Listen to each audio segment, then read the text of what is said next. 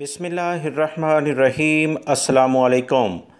پاکستان کے ذرائع ابلاغ سے جو تازہ ترین اطلاعات آ رہی ہیں وہ کافی تشویشناک ہیں، کیونکہ پاکستانی میڈیا اس بات کی تصدیق کر رہا ہے کہ پاکستان میں دنیا میں کافی زیادہ تباہی پھیلانے والا وائرس جو جراثیم انڈیا سے منتقل ہوا ہے اور جنوبی افریقہ سے منتقل ہوا ہے، اس کے کیسز کی باقاعدہ تصدیق کی جا رہی ہے۔ دوستو، یہ بہت افسوسناک خبریں ہیں، کیونکہ پاکستان میں یہ وائرس یا اس بیماری کا دوبارہ سے آنا اور اس طرح سے متاثر مختلف افراد کا ہونا یہ تشویش کی بات ہے۔ انڈیا میں اس وقت پوری دنیا میں جتنے بھی کیسز آتے ہیں اس کی آدھی تعداد یعنی آدھے کیسز صرف انڈیا میں آ رہے ہیں، کیونکہ الفا نامی جو ایک جراثیم کرونا کی ایک بالکل نئی قسم تھی وہ بہت زیادہ لوگوں کو متاثر کر رہی ہے، جس سے نہ صرف ان کے جو لنگس یعنی پھیپھڑے اور اس کے ساتھ ساتھ آنکھیں بھی متاثر ہوئی ہیں۔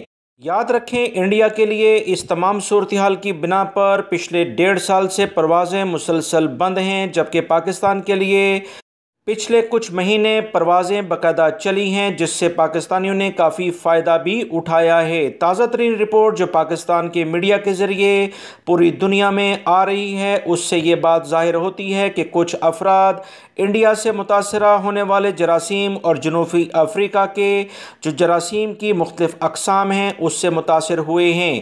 کراچی اور لاہور اور اب KPK سے باقاعدہ اس بات کی تصدیق حکومت پاکستان کی جانب سے کی گئی ہے کہ ان دونوں قسم کے مریض کہ متحدہ عرب امارات اور یورپ کے علاقوں سے آئے تھے، ان سے پاکستان میں اس وبائی مرض کرونا کے پھیلاؤ کا خدشہ ہے۔ اسی بنیاد پر ان تمام مریضوں کو فوری طور پر ان کے گھروں میں کوارنٹائن کر دیا گیا ہے۔